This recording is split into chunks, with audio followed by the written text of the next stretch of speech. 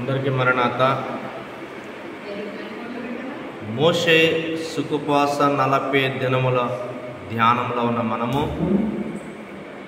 ఈ 32వ దిన ధ్యాన శక్తిని ప్రభు మనందరికీ అనుగ్రహించి ఆశీర్వదించును గాక. మన ఆత్మీయ తండ్రి దైవజనులు దేవదాసయ్య గారు వివరించిన మోషే సుఖవాస ధ్యాన దీపికలో 32వ దినము మనము ధ్యానం చేసుకోబోతున్నాం. ఈ దిన అంశం ఏంటంటే ఎన్నిక జనాంగము మొదటి భాగము. ఎన్నిక జనాంగము మొదటి భాగము. ఎన్నిక జనాంగము ఎవరు అన్నదాన్ని మనం తెలుసుకోబోతున్నాం. మనము కూడా దేవునికి ఎన్నిక జనాంగమై ఎలా ఉండాలి ఈరోజు నేర్చుకోబోతున్నాం. కనుక వాక్య ధ్యానం కొరకు నిర్గమాకాండము 33వ అధ్యాయము 12 నుంచి 16 వచనాల వరకు చదువుకుందాం.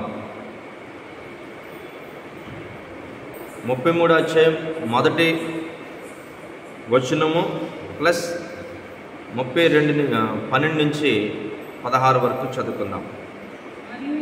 మరియు యెహోవా మోషేతో ఇట్లనెను, నీవు ఐగుప్తు నుండి తోడుకుని వచ్చిన ప్రజలను బయలుదేరి నేను అబ్రహాముతోను ఇస్సాకుతోను యాకోబుతోను ప్రమాణము చేసి నీ సంతానమునకు నేను ఇచ్చేదనని చెప్పిన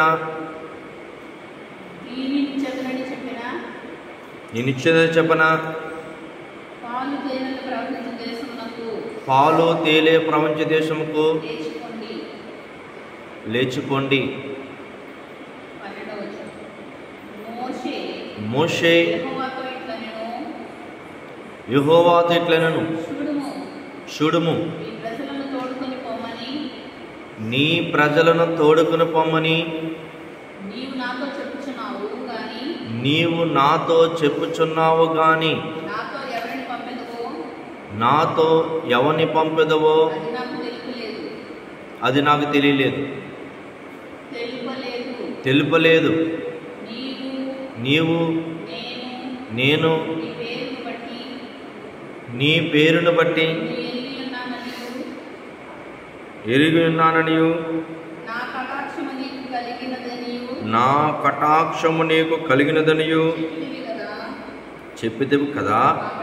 కాబట్టి నీ కటాక్షము నా ఎడల కలిగిన ఎడల నీ కటాక్షము నా ఎడల కలుగునట్లుగా దయచేసి నీ మార్గములను నాకు తెలుపుము. అప్పుడు నేను నిన్ను తెలుసుకొందును. చిత్తగించుము, ఈ జనము నీ ప్రజలే కదా అనెను. అందుకైన నా సన్నిధి నీకు తోడుగా వచ్చును. నేను నీకు విశ్రాంతి కలగచేసదనగా మోషే నీ సన్నిధి రాని ఎడల ఇక్కడ నుండి మమ్మను తోడుకుని పోకము. నా ఎడలను నీ ప్రజల ఎడలను నీకు కటాక్షము కలిగినదని దేని వలన తెలియబడును? నీవు మాతో వచ్చుట వలనే కదా.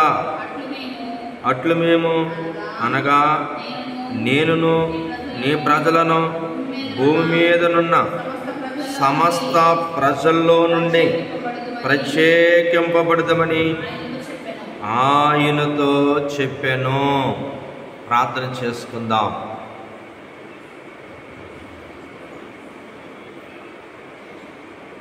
యెహోవాను గానము చేసెదము ఏకముగా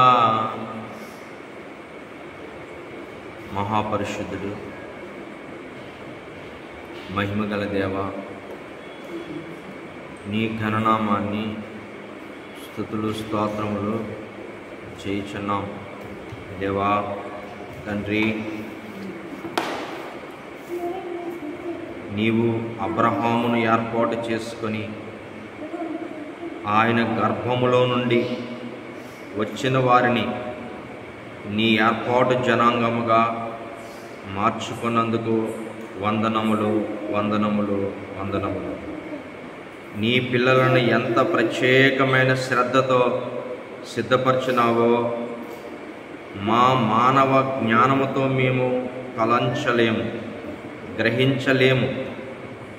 అట్టి నీ అద్భుతం కృప మాకు దయచేయుటకు నీ ఏర్పాటు వర్తమానమును, ఏర్పాటు నామమును, యేసు నామమును, యేసుకిచ్చిన వాక్శక్తిని బట్టి, దాసుకిచ్చిన వాక్శక్తిని బట్టి ఏడంతల ఆత్మతో ఎన్నిక జనాంగము కొరకు వివరించి మేము ఎన్నిక జనాంగముగా ఎలాగుండాలో మాతో కూడా మాట్లాడమని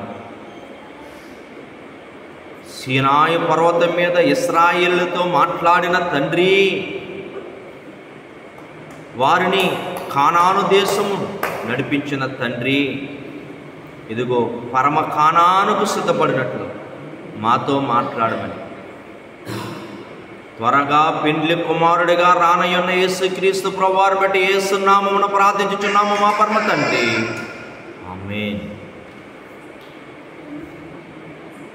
ఇక్కడ చదవబడిన వాక్యాన్ని బట్టి ఈరోజు మన ఆత్మీయ తండ్రి దైవజనుడు దేవదాసాయి గారు ఇచ్చిన అంశాన్ని మరొకసారి వివరించుకుంటూ ఎన్నిక జనాంగము అన్న మొదటి భాగం వివరణ చేసుకోబోతున్నాం. మనము కూడా ఎన్నిక జనాంగముగా ఉండాలంటే ఎలాగుండాలి అన్నదాన్ని నేర్చుకోబోతున్నాం. ఎవరు ఎన్నుకున్నారు? దేవుడు ఎన్నుకున్నాడు. ఎవరు ఎన్నిక జనం అంటే దేవుడు ఏర్పాటు చేసుకున్న ప్రజలు. వారెవరు? నిర్గమాకాండం 33 అధ్యాయంలో మనం చూస్తే అబ్రహాము, ఇస్సాకు, యాకోబు వారి గర్భములో నుండి వచ్చిన సంతతి. వారు ఇశ్రాయేలీయులుగా, హెబ్రీయులుగా, యూదులుగా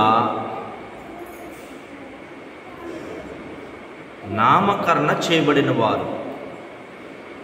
నిర్గమాకాండం 1వ అధ్యాయంలో 70 మందిగా అడుగుపెట్టినట్లుగా మనకు కనపడుతుంది. అప్పటికి యాకోబు కుమారుడు యోసేపు ఐగుప్తు దేశాన్ని రాజుగా పరిపాలిస్తున్నాడు.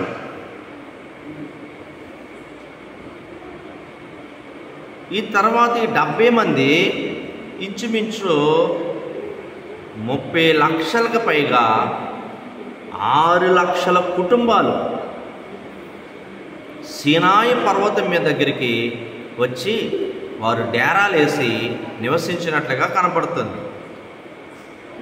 వీళ్ళే ఎన్నిక జనాంగం గనుక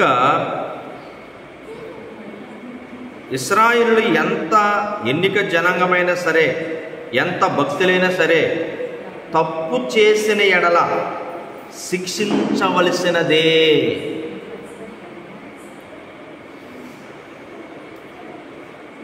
తండ్రి శిక్షిస్తాడు ప్లస్ రక్షిస్తాడు. ఇది తండ్రి ప్రేమ. తప్పు చేస్తే శిక్ష పడిపోవలసిందే. కానీ తల్లి ప్రేమ అలా కాదు. అడ్డంగా వెళ్ళిపోయి వారిని సేవ్ చేస్తారు. వాడు దొరవుతాడు, దొంగ అవుతాడు, తర్వాత వాళ్ళకి. ఇక్కడ తండ్రి అలా కాదు. తప్పు చేస్తే శిక్ష పడవలసిందే. ఇక్కడ ఈ జనాంగమును దేవుడు ఎందుకు ఎన్నుకున్నాడంటే ఈ సృష్టి ఎంతో పరిశుద్ధంగా చేసుకున్న దేవదేవుడు, ఎంతో తన స్వరూపమును, తన ఆత్మను, తన జీవాన్ని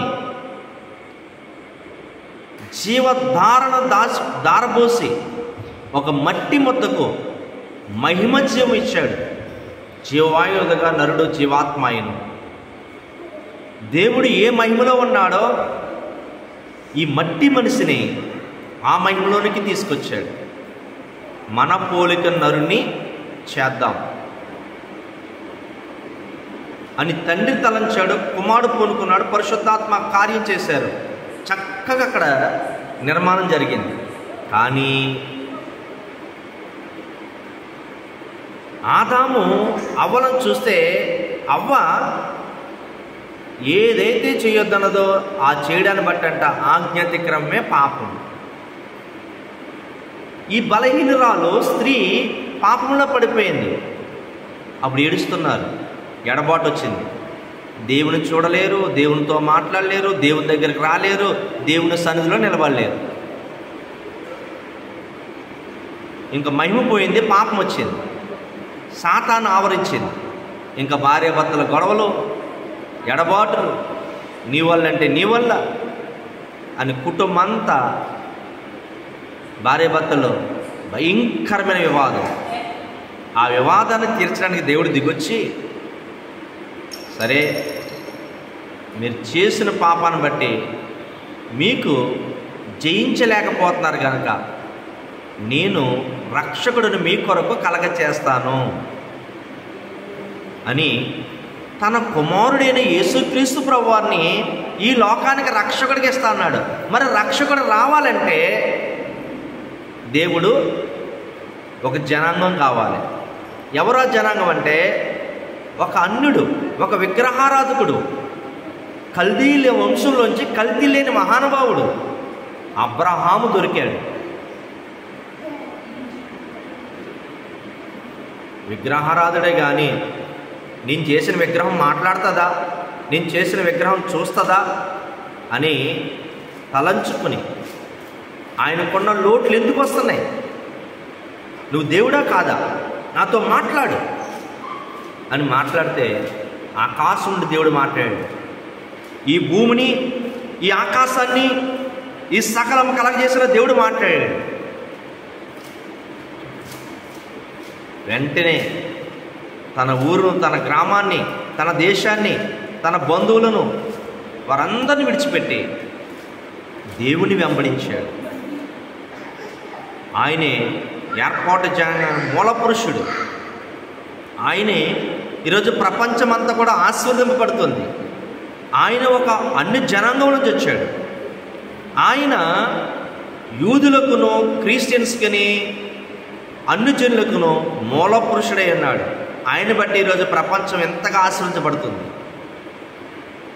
అందరి వంశంబులుని అందదీవెన పొందునంచు అబ్రహాం నందెన వాక్కు అందే క్రీస్తు అన్న జనులకున్ విందు క్రిస్మస్ విశ్వమంతటన్ విందు క్రిస్మస్ విశ్వమంతటన్. ఈరోజు ఆయన్ని బట్టి ఈరోజు అన్ని జనుల నుండి వచ్చారు.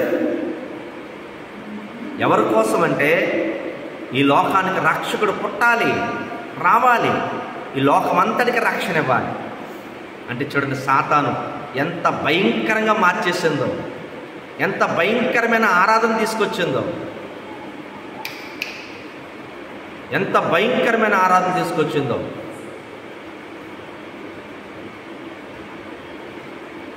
కనుక దేవుని యొక్క మహాకృపను బట్టి వీరి కుటుంబంలోంచి వచ్చింది పాప గుంపు.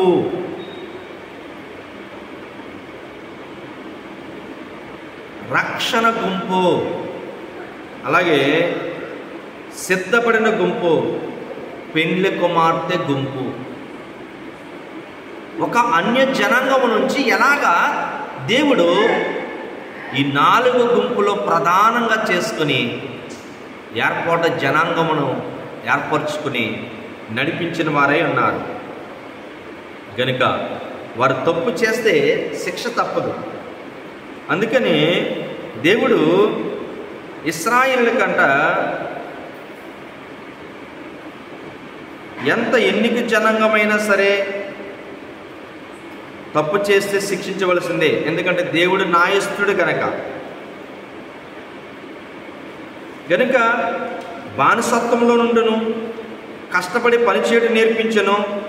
ఇందుకు రాజులైన పరిపాలించెదరు కానీ బానిసత్వంలో భాగంగా నేర్చుకున్నారు.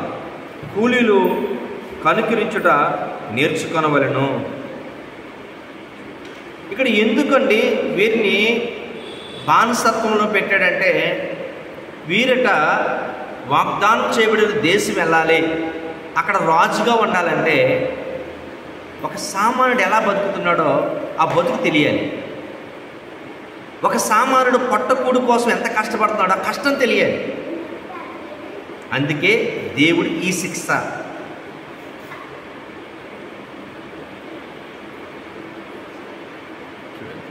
కనికరం అన్నది చాలా విలువైంది.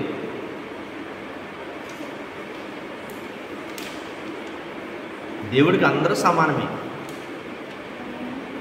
ఒక అన్యుల్లో నుండి ఎలా తీసుకొచ్చాడు, ఈ ఆకాశంలో సూర్యుడు ఎలాగ ఉదయిస్తున్నాడో, ఎలా ప్రకాశిస్తున్నాడో, ఎలాగ అందరికీ వెలిగిస్తున్నాడో దేవుడు కూడా అంతే అందరినీ చూస్తున్నాడు. కనుక అన్ని జనాంగముల నుంచి వచ్చిందే అబ్రహాము, ఇస్సాకు, యాకోబు. వీరిని రాజులుగా చేయాలంటే బానిస బ్రతుకులో, కూలి పనిలో ఎంత కష్టం ఉంటుంది. కష్టం లేకుండా ఫలించడం అసంభవం. ఒకవేళ వారు కష్టపడకుండా పైకి వస్తే మళ్ళీ చివరికి వెళ్ళిపోతాడు వాడు, కష్టం విలువ తెలియనివాడు. ఒకవేళ వాడిని రాజుకు చేస్తే ఆ రాజ్యాన్ని వాడు ఒకేసారి పోగొట్టేసుకుంటాడు, సరిగ్గా పరిపాలించలేడు. కనుక ఒక రాజు పరిపాలించాలంటే ఏం తెలియాలి? కష్టం విలువ తెలియాలి. కూలి పని చేసి ఎలాగా బతకాలి అవి తెలిస్తేనే కానీ బానిస భటుడవడు, భటుడు రాజు అవడు, రాజు యాచకుడు అవడు. దేవుడు ఈ 2 ట్రైనింగ్లు ఇవ్వడానికే అరణ్యములో ఒక విద్య నేర్పించాడు. విద్య కాని విద్య దైవ ధ్యాన విద్య. విశ్వాసాన్ని బట్టి నాతో మీరుంటే మీరు ఏదైనా చేస్తారు, అసాధ్యమైన కార్యాలు మీకు ఉండవు అని మోషేను పాము కర్ర పాఠం నేర్పించాడు. సన్నిధి కలిగి ఎలా ఉండాలి, ఆదాము అవ్వల ఏదైతే ఎడబాటు వచ్చిందో పాపంతో ఉన్నారు, అందుకే పాప భారం, వ్యాధి భారం, శిక్ష భారం మోసారు. మొదటగా పుట్టిన కయ్యను నరహంతకుడు అయిపోయాడు, ఒక శాపాగస్తుడిగా అయిపోయాడు.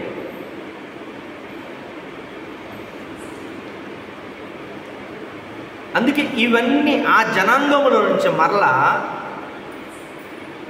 యేసుక్రీస్తు పుట్టే వరకు కూడా వీరే ఎన్నిక జనాంగంగా ఉన్నారు. మరి యేసుక్రీస్తు పుట్టిన తర్వాత వారి పదాజ్ఞలు బట్టి ఈరోజు మనకి క్రైస్తవులుగా మనము దేవుడు ఏర్పాటు చేసుకున్నాడు. యేసు ప్రభు పుట్టేంత వరకు ఎన్నిక జనాంగం యూదులైతే, యేసు ప్రభు యోధా మతంలోంచి పుట్టి, యూదుల్లో నుంచి పుట్టి ఈరోజు క్రైస్తత్వమును, క్రైస్తవ సంఘాన్ని ఇచ్చాడు. వీరే ఎన్నిక జనాంగం. వీళ్ళ నుండి ఇప్పుడు ఎవరండి ఎన్నిక జనాంగం అంటే పెండ్లి కుమార్తె. అదేంటండి సంఘమే? అవును. వధువు సంఘము? అవును. వధువులో కూడా డిఫరెన్స్.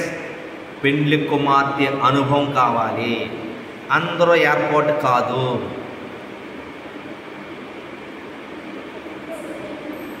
చూడు, దేవుడు ఫరో కంటే గొప్ప రాజులుగా సిద్ధపరచాలి. శిక్షా విధిని, బానిసత్వను, విధేయతను, కష్టపడి పనిచేయడం నేర్పించెను. దావీదు, సొలొమోను తర్వాత 22 మంది రాజులు దేవుడు సిద్ధపరచు. ఇది దేవుని ఉద్దేశం. ఇశ్రాయేలుకి సంగతి తెలియదు. ఈరోజు మనం కూడా బిషప్ అవ్వాలంటే క్రీస్తు కొరకు కూలి పని బాగా చేయాలి. ఒక విలువ తెలియాలంటే.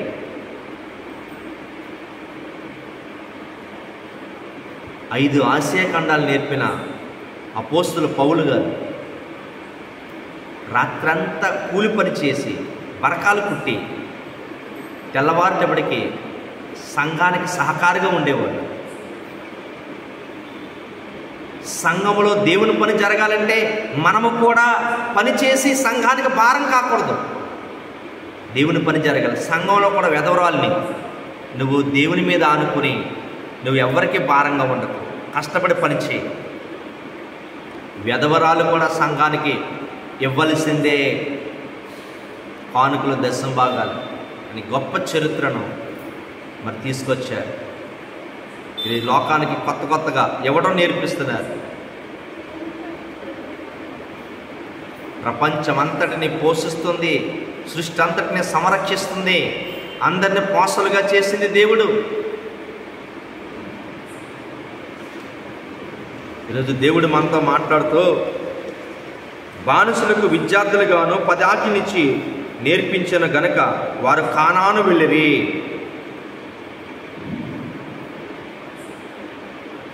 ఇది ఒక ట్రైనింగ్ గనుక అరణ్యంలో పూజాలేరి కొండ కింద బొట్లయ్యారు. చివరకు వాగ్దాన దేశంలో రాజులైపోయారు.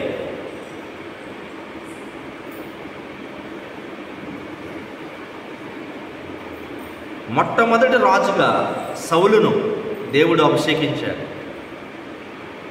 మొట్టమొదటి యాజకుడిగా దేవుడు అహరోన్ను అభిషేకించాడు.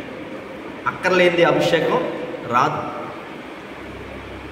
ఎందుకు? నిన్ను ప్రత్యేకించబడ్డానికి, ప్రతిష్ఠించడానికి, ఆయన పనిని సంపూర్తిగా చేయడానికి అభిషేకం అక్కర్లేనిదే రాదు. మోసెస్కు ఉపవాసం 40 దినాల్లో ఎందుకు తైలాభిషేకం ఇచ్చారు? ఈరోజు ఎన్నిక జనాంగంలోకి మనం రావాలంటే మామూలు విషయం కాదు. ఇది క్రైస్తవుల నుండి ప్రత్యేకించబడి ఎన్నిక జనాంగం ఉండాలంటే పెండ్లి కుమార్తెగా సిద్ధపడాలి. ఇప్పుడు అసలు సిసలైన ఎన్నిక జనాంగం ఎవరంటే పెండ్లి కుమార్తె సంఘము. యేసుప్రభు పుట్టిన తర్వాత యూదులు సైడ్ అయిపోయారు. ఏర్పాటు జనాంగం క్రైస్తవులు అయిపోయారు. ఇప్పుడు క్రైస్తవుల్లో సంఘము, వధువు సంఘము, పెండ్లి కుమార్తె సంఘము. ఇప్పుడు అసలు సిసలైన సంఘం పెండ్లి కుమార్తె సంఘం. దేవుడు ఎలా ఉండమన్నాడో అలా సిద్ధపడే సంఘం.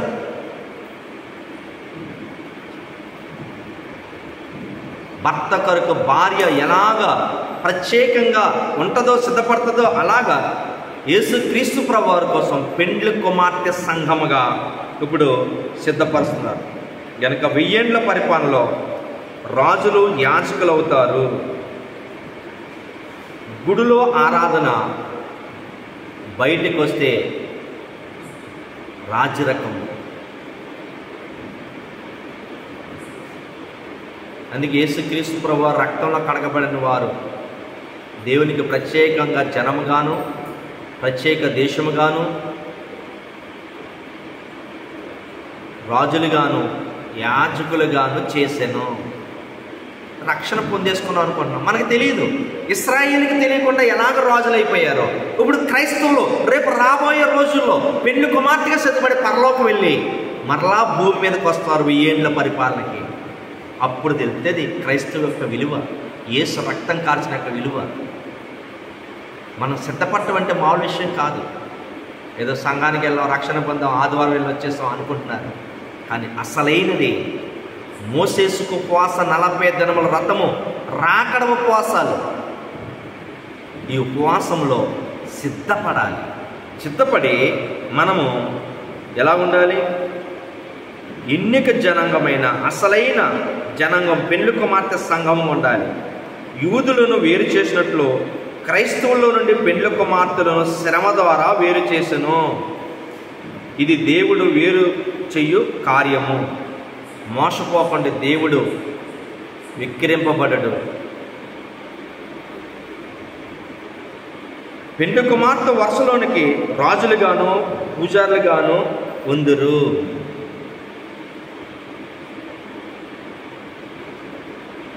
దేవుడు ఇదే కాన్సెప్ట్ అన్ని జనులను తీసుకొస్తున్నాడు.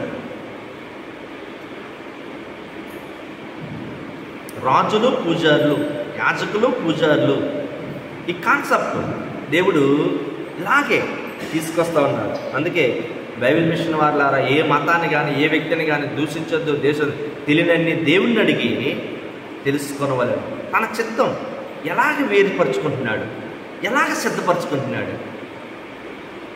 పెంతుకోస్తు లోకము అంతటి మీదకి వచ్చింది. పెంతుకోస్తు అనగా 50 దినములు. ఏంటి 50 దినాలు? భస్మా బుధవారం మొదలుకొని యేసుప్రభు వారు 40 రోజుల ఉపవాసం మొదలుకొన్న తర్వాత, పునరుద్ధానుడైన యేసును చూసిన తర్వాత అయ్యొక 40 దినాలు. ఎప్పుడైతే యేసు మన కొరకు చనిపోయి తిరిగి లేచి ప్రథమ ఫలం కన్నాడో, ఆ పునరుద్ధాన ప్రత్యక్షతలో 40 ప్లస్ పైనుండి శక్తి పొంది వరకు మీరు పట్టణంలో నిలిచి ఉండండి అని ప్రభు ఆశీర్వదించి ఆరోహణం వెళ్ళిపోయినప్పుడు ఎడతెగక దేవాలయంలో 10 దినాలు ప్రార్థించారు. ఆ 10 దినాలు ప్రభు ప్రత్యక్షత దినాలు 40, 50 రోజులే పెంతెకోస్తు పండగ. అంటే సంఘ స్థాపించిన దినము. ఏ సంఘము? ఆత్మ సంఘ దినము.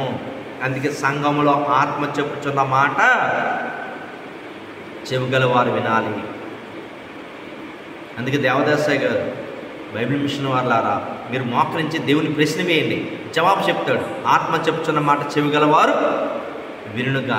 ఏదో సంఘానికి వచ్చి వెళ్ళిపోవటం అన్నది కాదు. మోకాలు వేసి మీకు జవాబు వచ్చే వరకు దిగకూడదు.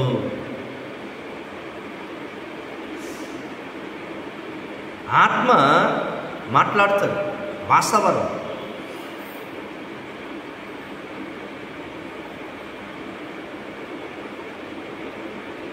భాష అర్థం చెప్పేవారు కూడా ఉండాలి. రెండు కలిగి ఉన్నప్పుడే ఆ వరం యొక్క విలువ తెలుస్తుంది. కనుక దేవుడు చెప్తాడు, మనము చెయ్యాలి. మరి ఆత్మ సంఘంలో మనం ఉండాలి. ఆత్మ సంఘంలో మనం ఉండాలంటే ఆత్మ సంఘం కొరకు మనం ఎలా సిద్ధపడాలి?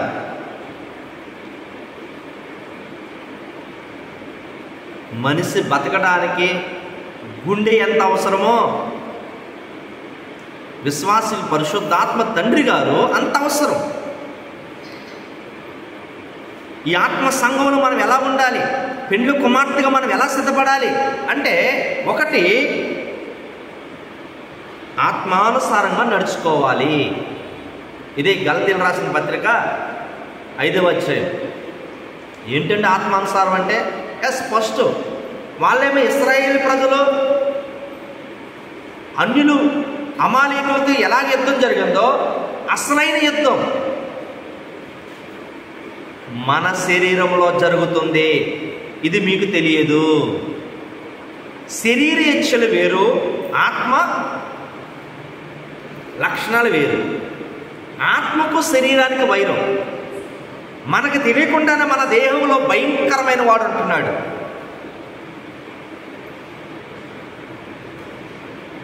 ఎప్పుడు వైరమే, ఎప్పుడు భయంకరమైన వైరమే. అందుకే 16వ వచనంలో మనకు కనపడుతున్న మాట ఒకసారి ధ్యానం చేసుకుందాం. గలతీయులకు రాసిన పత్రిక 5వ అధ్యాయం.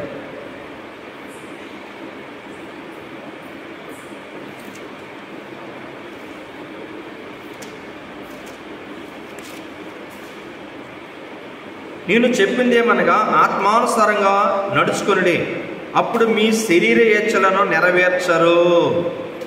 ఈరోజు దేవునికి కొరకు సిద్ధపడాలి, ఎన్నిక జనంగా ఉండాలంటే మన శరీర ఇచ్చలు అస్సలు ఒక్కటి కూడా నెరవేర్చకూడదు. అందుకే దేవదాసాయి గారు అన్నారు, నన్ను నేను నమ్మనట్టి దేహములో నేనున్నాను.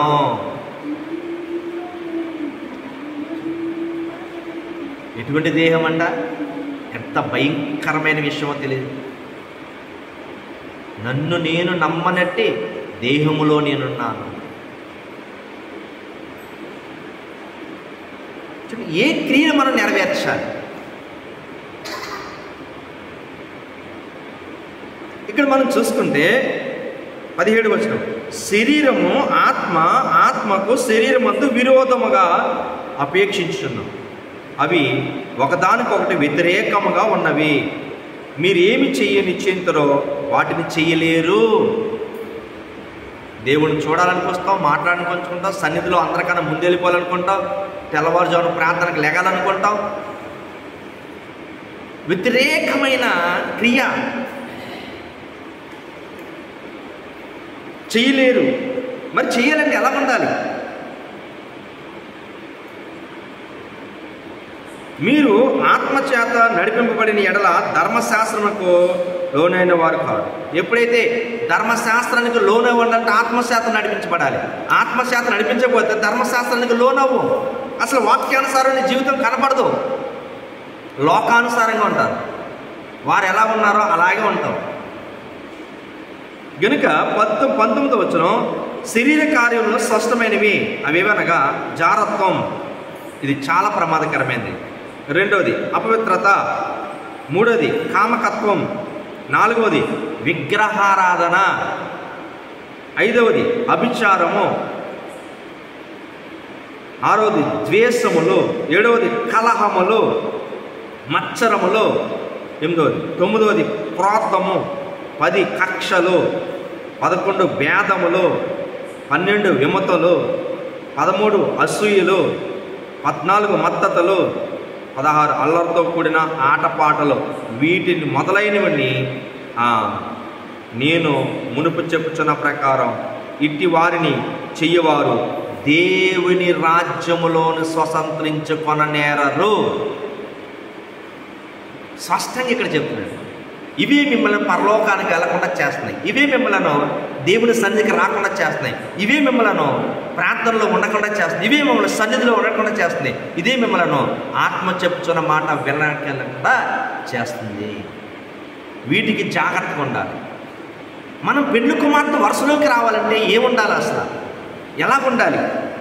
మనకి ఇక్కడ స్పష్టంగా దేవుని రాజ్యాన్ని స్వతంత్రించుకోవాలంటే ఎలా ఉండాలి? 22వ వచనం చెప్తుంది. అయితే ఆత్మఫలమేమనగా ప్రేమ, 2 సంతోషం, 3 సమాధానం, 4 దీర్ఘశాంతం, 5 దయాలత్వం, 6 మంచితనం, 7 విశ్వాసం, 8 సాత్వికం, 9 ఆశానిగ్రహము. ఇట్టి వాటికి విరోధమైన నియమము లేదు. క్రీస్తు యేసు సంబంధులు శరీరము దాని ఇచ్చలతో దురాశలతో సిలువ వేయి ఉన్నారు. ఇవి మరలా కనపడకుండా చేసుకుంటారంట. అమ్మో, ఇది దేవుడికి చాలా ఇష్టం లేదు, నాలో ఈ లక్షణం ఉండకూడదు అని సిలువ వేస్తారట. సిలువ ఏంటంటే ఈ చెడు లక్షణాలన్నీ కూడా సిలువ కంటగొట్టే. ఇంకా అలాగే మాట్లాడితే ఇది పెద్ద గొప్ప అనుకుంటారు. తెలుగుగా మాట్లాడాం, గొప్పగా మాట్లాడాం, అందరికన్నా నేను బాగా మాట్లాడాను, అది నీ శరీరాన్ని పాడు చేసేస్తుంది. అది నీకు వ్యాధి కలగజేస్తుంది, నీకు స్వస్థత లేకుండా చేస్తుంది, నీకు కుదురు లేకుండా చేస్తుంది. నీ పాప భారం పోవట్లేదు, నీ వ్యాధి భారం పోవట్లేదు, నీ శిక్ష భారం పోవట్లేదు. ఇవి గొప్ప అనుకుంటాం. ఇవి లోకానుసారమైన మాటలు. ఇది భయంకరమైనది. ఆత్మానుసారమైన మాటలు ఈ 9 చాలా విలువైనవి. ఈ 9 మనలను ఆత్మ చెప్పుచున్న మాట చెవిగల వారు వినుగాక ఆత్మ సంఘంలోనికి, ఆత్మ సంఘము వరుసలోనికి, పెళ్లి కుమార్తె వరుసలోనికి తీసుకెళ్ళగే ఈ 9 లక్షణాలే. మిగతా లక్షణాలు లోకానుసారమైన జీవితము, దేవునికి వ్యతిరేకమైన జీవితము. వారు పరలోకం వెళ్ళరు. 7 ఏళ్ల మహాశ్రమలో అగ్గి ఆరదు, పురుగు ఇప్పుడు శ్రమే, రేపు అప్పుడు శ్రమే. ఇప్పుడు శ్రమ అనుభవించి ఇలాగ సిద్ధపడితే మనకు మహిమను దొరుకుతుంది. రెండవది, ఆత్మ సంఘములో పెళ్లి కుమార్తె వరుసలోనికి రావాలంటే ఎలాగుండాలి? సంఘానికి క్రమముగా వెళ్ళాలి. 52 ఆదివారాలు వెళ్ళాలి. దేవదూతలు వచ్చి అటెండెన్స్ చేసుకుంటారు. స్కూల్లో అటెండెన్స్ ఎలా ఉంటుందో అలాగా. ఇది ట్రైనింగ్. మోసే సీనాయి కొండ దగ్గర ఎలా ట్రైనింగ్ ఇచ్చాడో 10 ఆజ్ఞలు బట్టి, ఇప్పుడు బైబిల్ గ్రంథంలో పెండ్లి కుమార్తె వరుసలోనికి మనం ఎలా రావాలో ఇదంతా ట్రైనింగ్లో ఫస్ట్ది. రెండోది, మనం సంఘానికి క్రమముగా ఉండాలి, మానకూడదు. 12 నెలల సన్నిధి చేస్తే మేలు కలిగితే, లేకపోతే కీడులు. 52 ఆదివారాలు వస్తే ఆరోగ్యమందు, ఆయుష్యందు, సర్వసంపదలందు, వ్యాపారమందు అన్నిట్లో వర్ధిల్లుతాం. 52 ఆదివారాలు, నెలకొకసారి ఉపవాస ప్రార్థన, సన్నిధి, 12 నెలలు, ఇవి చాలా విలువైనవి. ప్రతిరోజు ప్రార్థన, క్రమముగా సంఘానికి రావాలి. మూడవది, 1 కొరింథీ 13 ప్రేమ సూత్రం పాటించాలి. ప్రేమ లేనివాడు నావాడు కాదు. అందరికీ ద్వేషం, కక్ష ఉంటుంది. కానీ పెండ్లి కుమార్తెకి వరుసలోనికి రావాలంటే ప్రేమ, ఇసుగుదల రాకూడదు. రెబ్కా ఎంత కష్టపడ్డదో. ఎలియాజరుకి నీళ్ళిచ్చింది, ఎలియాజరు ఒంట్లకు నీళ్ళిచ్చింది. ఒక నూతిలో నుంచి నీళ్లు పట్టుకెళ్ళడం అంటే ఎంత పని. ప్రేమతో మనం ప్రేమ సూత్రం పాటించాలి. ప్రతి విషయంలో ప్రేమ కనపడాలి. అందుకే ప్రేమ లేని వారు నా వారు కాదు. వాళ్ళు పెండ్లి కుమార్తె వరుసలోనికి రాలేరు. ప్రేమ ఓర్చుకుంటుంది, ప్రేమ సహించుకుంటుంది. ప్రేమ లేకపోతే ఓర్చుకోలేము. దెప్పేస్తాం, అరిసేస్తాం, కరిసేస్తాం, ఇప్పేస్తాం, కుటుంబం బయట పెట్టేస్తాం. ప్రేమ చాలా విలువైంది. కనుక ప్రేమ కలిగి ప్రేమ సూత్రం పాటించాలి. అలాగే 4వది, ప్రతి విధమైన పాపాన్ని విసర్జించాలి. 1 యోహాను పత్రిక 2:3-6. 5వది, ధారాళంగా ఇవ్వాలి. 2 కొరింథీ 9:6-8 ధారాళంగా ఇచ్చిన అంటే దేవుడు ప్రేమిస్తాడు, అభివృద్ధి చేస్తాడు. ఆకాశవాకట్లు పెట్టి పట్టరానంత విస్తారమైన వాటిని ఇచ్చి నడిపిస్తాడు. ఇశ్రాయేలు అంట దేవాలయంలో సమృద్ధిగా ఉండేంత వరకు తెత్త నుండి వరడు బంగారం, వెండి, ఇత్తడి, ఇనుము, ధనము చాలు చాలు చాలు చాలు అని యాజకులు చెప్పేంత వరకు కూడా తీసుకొచ్చి దేవాలయంలో వారు కుమ్మరించేసేవారు. అపోస్తులు వారి స్థలాలు అమ్ముకుని, వారి ఇల్లు అమ్ముకుని దేవుని పని కోసం కష్టపడి ఇచ్చేవారు. ఇప్పుడు పెండ్లి కుమార్తె సంఘానికి దేవదాసాయి గారు 10 భాగం కాదు, మించివ్వండి, 20 ఇవ్వండి. చూడండి, దేవుని పని కొరకు ఈరోజు మనం ఎలాగివ్వాలి? ఇది నాకు దేవుడు 7 సంఘాలు కట్టమన్నప్పుడు 10వ భాగం ఇస్తాననుకున్నాను. చక్కగా 650 రూపాయలు ఉద్యోగం దేవుడు ఆస్వాదించి ఒక కంపెనీ పెట్టేట్టుగా దేవుడు చేశాడు. మరి వెంటనే మా అప్పులు బాధలన్నీ తీరిపోయిన తర్వాత 90% దేవుడికి ఇచ్చి 10% నేను తీసుకొని ఈరోజు ఇన్ని దేవాలయాలు కట్టడానికి దేవుడు కృపించాడు. ప్రభుకే మహిమ కలుగును కాక. ధారాళంగా ఇవ్వాలి. మనం ఇచ్చింది పరలోకంలో రాయబడుతుంది. లోకంలో ఎంత ఖర్చు పెట్టినా వ్యర్థం. ప్రతీది కౌంటింగ్ వేసుకుంటాడు. యేసు ప్రభు 33.5 సంవత్సరాల్లో ఒకరోజు కానుక పెట్టి దగ్గర కూర్చున్నాడు. అసలు కానుకలు ఎలాగిస్తున్నారు దేవాలయం. అక్కడ అందరు కానుకలు చూశాడు. ఒక ఆమె కానుక మెచ్చుకున్నాడు. ఈమె ఎక్కువ ఇచ్చింది. అక్కడ చూసిన వారందరూ కూడా ఆశ్చర్యపోయారు. అదేంటి, ఒక పెద్ద మూట కట్టుకొచ్చి ఇచ్చాడు కదా. ఈ ఎదవరాలు ఏం చేసింది, ఒక చెంగులో ఉన్న మూట పిండి అందులో ఉన్న వేసింది. ఈయన ఎంత పెద్ద మూట పట్టుకొచ్చాడంటే, పట్టుకొచ్చింది ఎంత ఇంటి దగ్గర ఉంది, ఇంకా చాలా ఉంది. ఇంటి దగ్గర చాలా ఎక్కువ ఉంది. ఆయన పట్టుకొచ్చింది చిన్న మూటే. ఈమెకి ఇంటి దగ్గర ఏమీ లేదు, తన చెంగులోనే కట్టుకుంది, తనకు అదే ఉంది. అది విప్పేసేసింది కనుక ఆమెకేమీ లేదు, తమకు ఉన్నదంతా కూడా దేవుడికి ఇచ్చేసింది అని ఆమె కోసం మెచ్చుకొని ఆమెను ఆస్వాదించినట్టుగా దేవుడు మనకు చక్కటి మాట కనపడతాడు. కనుక ధారాళంగా ఇవ్వాలి, అక్కర కనపడినప్పుడు ఇవ్వాలి. దేవాలయం మీకు పొదుపు ఉన్నప్పుడు ఆ పొదుపుని తీర్చేయాలి. అలాగే 6వది, ప్రభు బలలో పాలు పొందాలి. 1 కొరింథీ 11:23 నుంచి 29 వరకు ప్రభువులో పాలు పొందుట అంటే ఆయన శరీరం తిని ఆయన రక్తం తాగి ఆయనలో మనలో ఆనము దీన శరీరాన్ని తీసుకుని తన మహిమగల శరీరాన్ని సమరూపము దాల్చాలి. ఆరోహణం బలం పొందాలి. 7వది చివరగా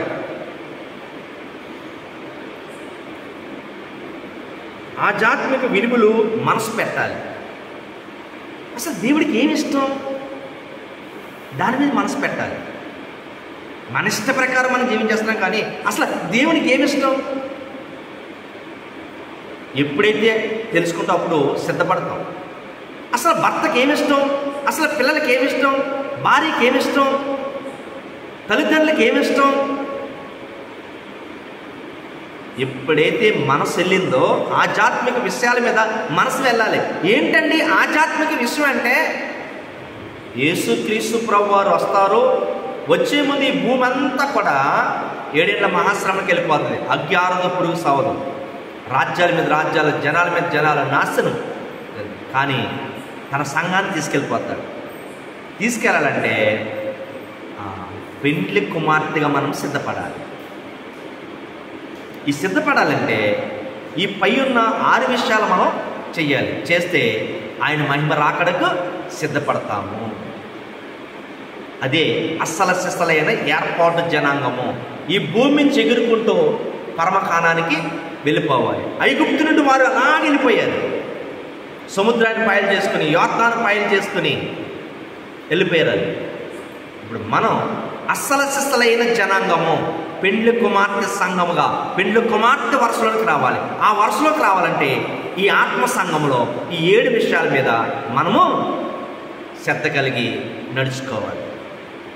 కనుక అలాగ నడుచుకుంటే అస్సల సిస్సలైన ఏర్పాటు జనాంగమైన పెండ్లి కుమార్తెలను వరుసలోనికి మనము వస్తాం.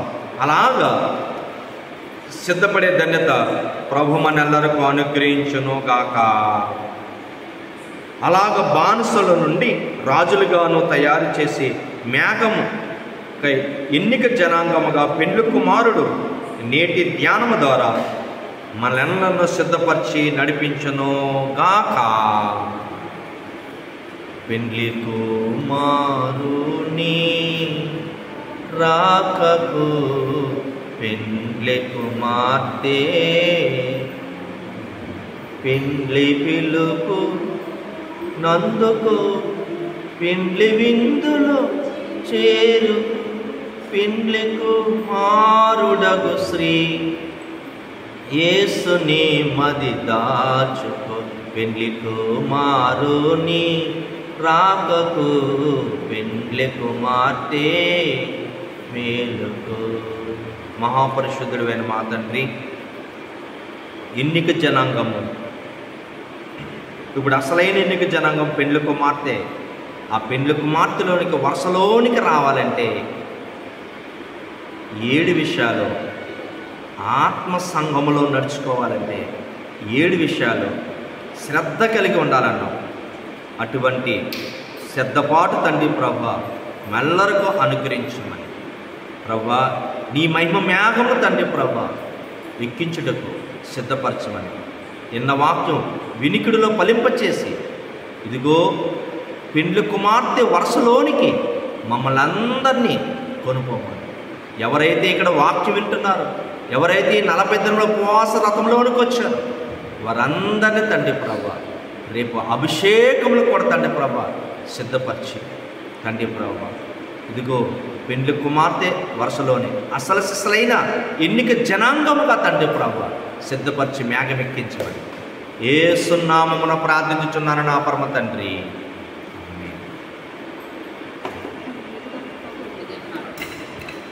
ఇశ్రాయేలు సైన్యము